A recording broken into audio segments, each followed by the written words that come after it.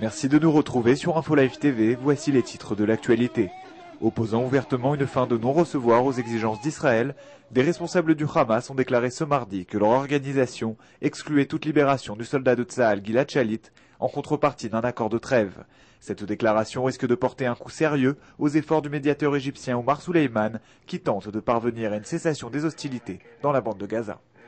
Poursuivant sa politique d'assouplissement à l'encontre de la population civile palestinienne, l'armée israélienne a accepté ce mardi de lever 4 barrages et d'alléger les restrictions sur 8 autres points de passage situés dans les territoires de Judée-Samarie. C'est Tony Blair, l'émissaire européen du quartet au Proche-Orient, qui a officialisé cette information au cours d'une conférence de presse à Jérusalem. En visite dans la petite localité de Yesha, là où lundi soir une Israélienne de 70 ans a été tuée par le tir d'une roquette Qassam, Ehud Barak ne s'est guère montré optimiste quant à une évolution prochaine du quotidien des habitants du sud d'Israël.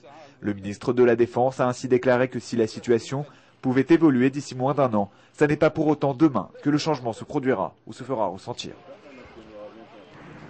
Jérusalem, plus près que jamais.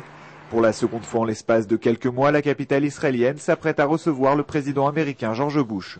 Dans la ville et pour les 3 jours de sa visite, près de 14 000 policiers et gardes-frontières ont été mobilisés pour assurer le bon déroulement des événements. Retrouvez sur InfoLive TV un reportage exclusif sur les ultimes préparatifs de cette visite très officielle.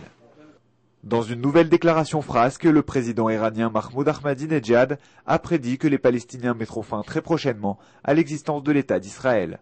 S'exprimant au cours d'une conférence de presse à Téhéran, Ahmadinejad a ajouté qu'Israël était une nation criminelle et terroriste soutenue par les grandes puissances de ce monde. Il a enfin tourné en dérision les festivités marquant le 60e anniversaire de l'État juif.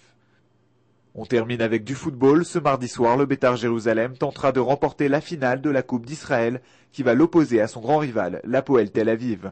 Les jaunes et noirs, qui traversent actuellement une mauvaise passe dans le championnat, tenteront de se rassurer et de décrocher un trophée qui leur échappe depuis 19 ans.